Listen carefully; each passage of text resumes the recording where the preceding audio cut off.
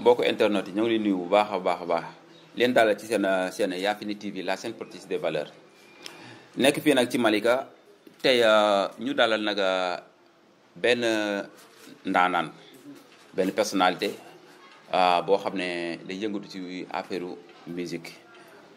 ñu gën koo xam ne ci Libaas Laye Niang dëkk Malika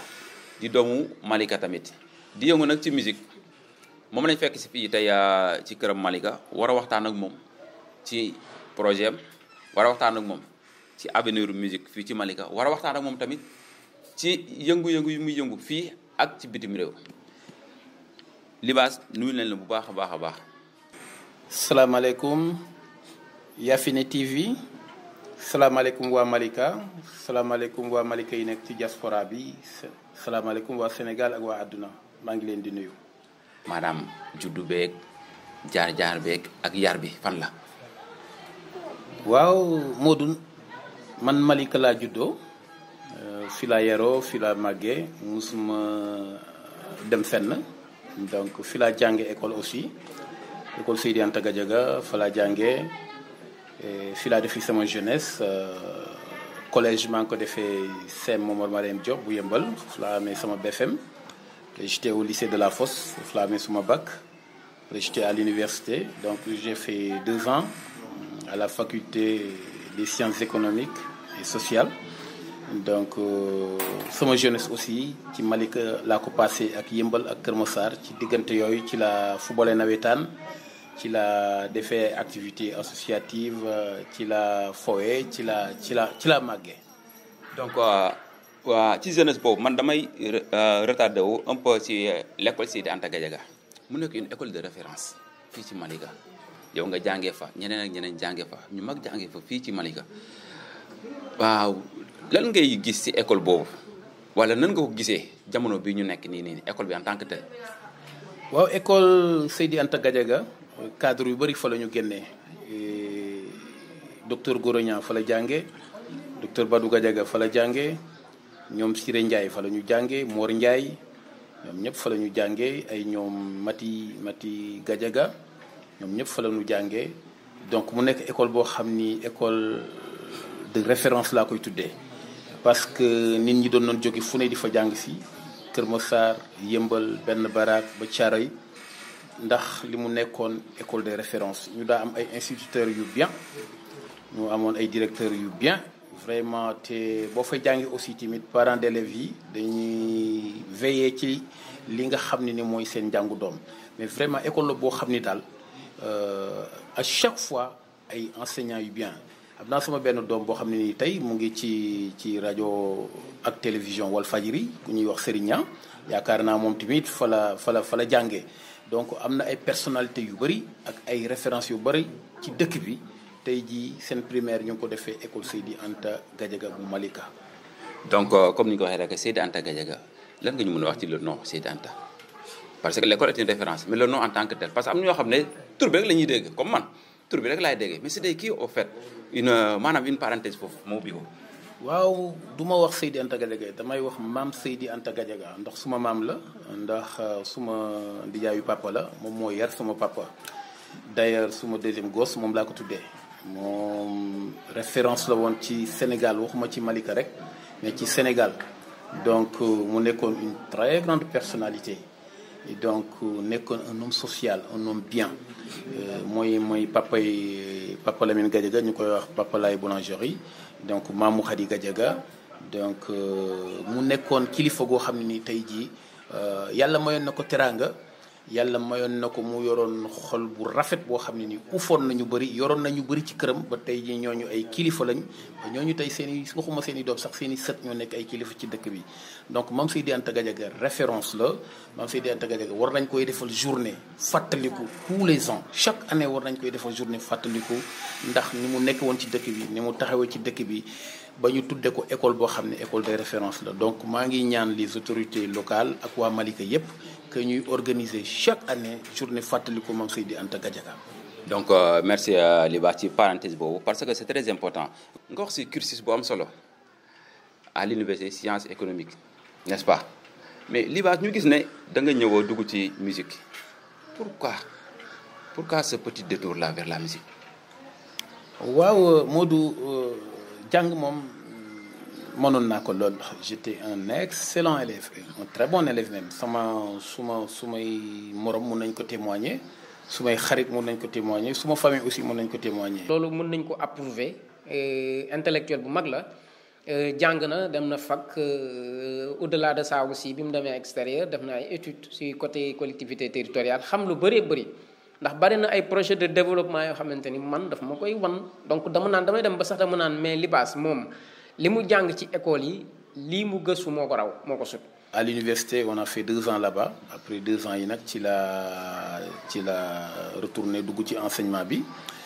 j'ai enseigné 2 ans à l'école au cours privé Chérif Abdoulaye Thiaw Laye bi nga xam ni tey c'est une grande école une école de référence une école de valeur produits yu bëri génne nañ fa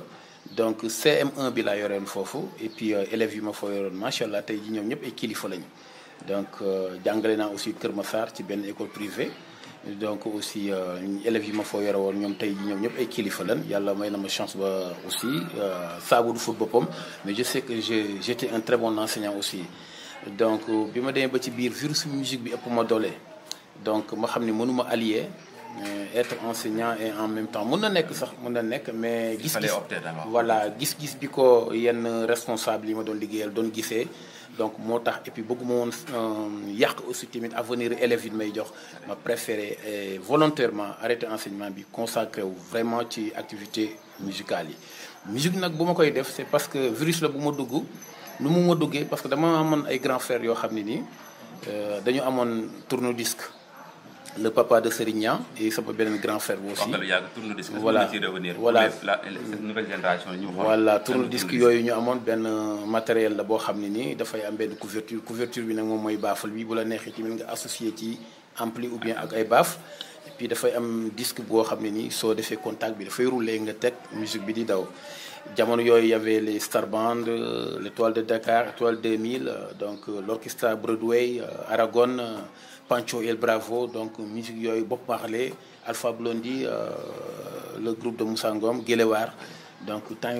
groupe yooyu ñoo fi nekk Star Band Ibra Kassé ak beneen Star Band bi nga xam ne moo mujj nekk Nemboane beneen Star Band bi moo mujj nekk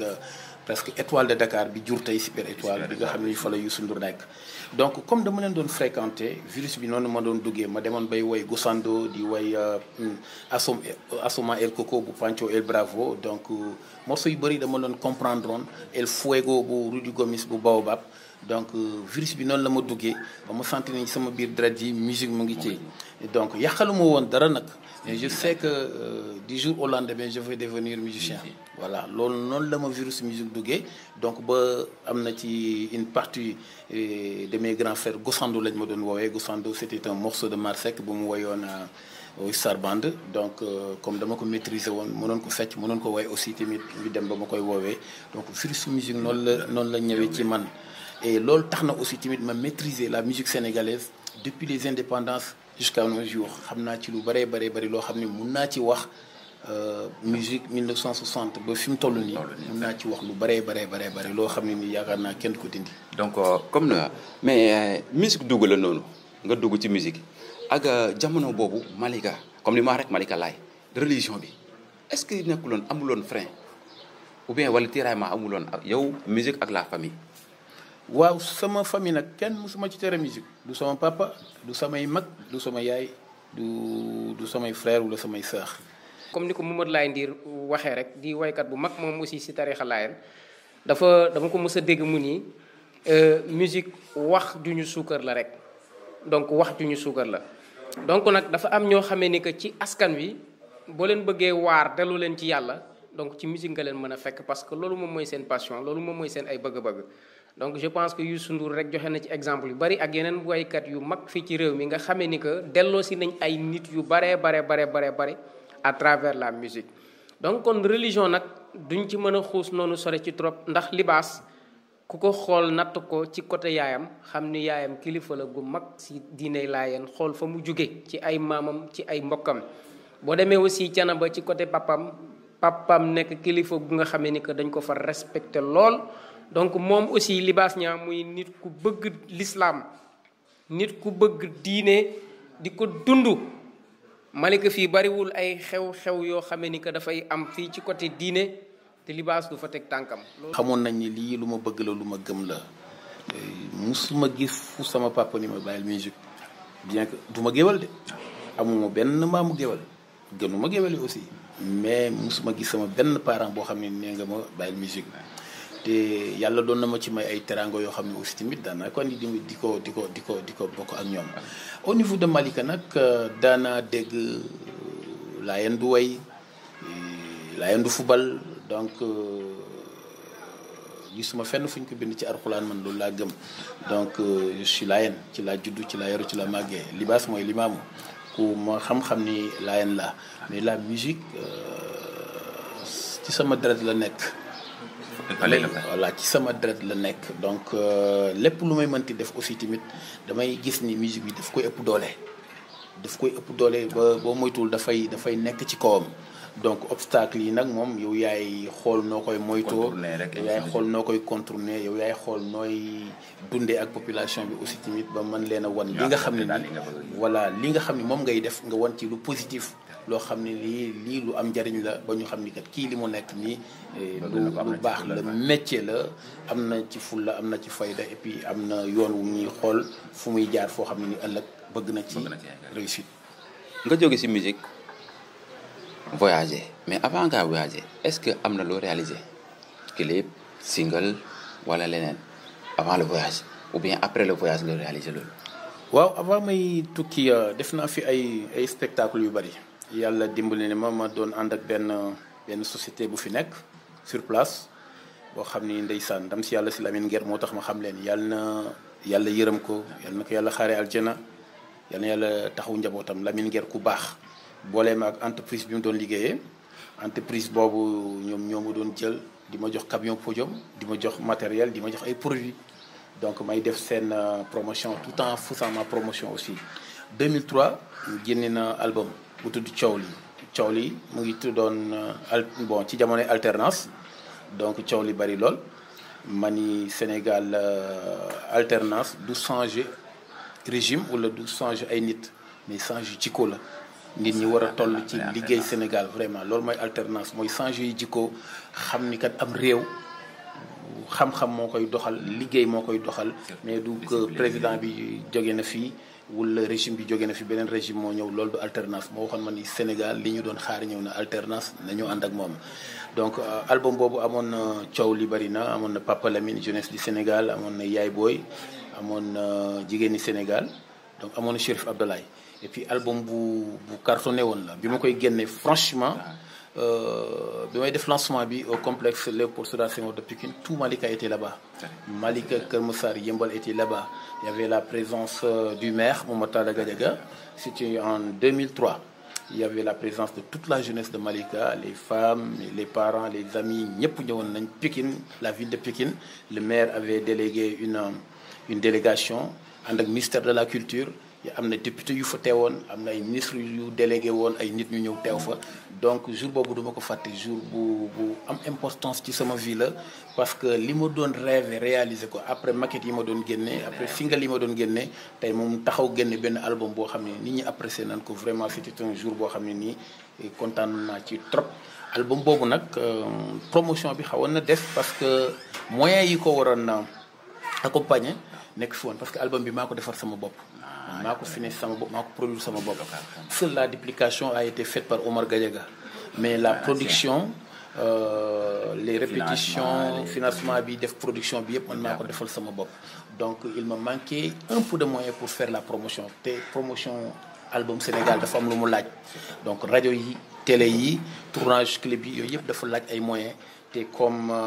j'étais pas encore salarié en ce moment. et puis j'avais pas vu quelqu'un boo xam ni taxawoon na pour def loolu donc loolu xawoon na ralentir tuuti promo mais n'empêche je tournais beaucoup tous les politiciens dañ ma doon invité fu ñuy dem maay animer seen campagne yi maay animer seen meeting yi donc événement scolaire yi entreprise yi dañ ma doon woo aussi tamit ci seen concert de promotion yi donc vraiment malgré cette modeste promotion mais je tournais beaucoup. D'accord donc premier album mu ñëw coow li mais manque de moyens financiers mais est-ce que du loolu moo la poussé nga voyager ou bien beneen domaine nga voyagé. waaw voyage musul nekk sama objectif wallahi yàlla mën na ma seede amoon naa fi possibilité dem États-Unis mais dama ko teg fële ma amoon possibilité pour dem France mais dama ko teg fële mais à un certain moment voyage nekk na ci sama bopp. voilà parce que responsable de famille nga yor nga njaboot am na lu la war am na lu leen war te fii sax nit ñaa ngi fi toog di tedd wax dëgg yàlla mais yàlla ndewoon na ma man damay dem parce que dem bi dem ni mu ma dikkee sax dafa gaaw dem bi dafa yomb yoon wi dafa ritax amul benn jafe-jafe nga xam ne rek lii lu yàlla tudd la donc c'était en 2007 maa ngi fi jógee le 22 octobre 2007 laa jël fii vol ci kàttanu yàlla ci mbaaxu yonente bi ak ci ñaanu waajur yi aussi tamit vraiment ci laa fi jógee dem France vraiment wuti xam-xam daani doole aussi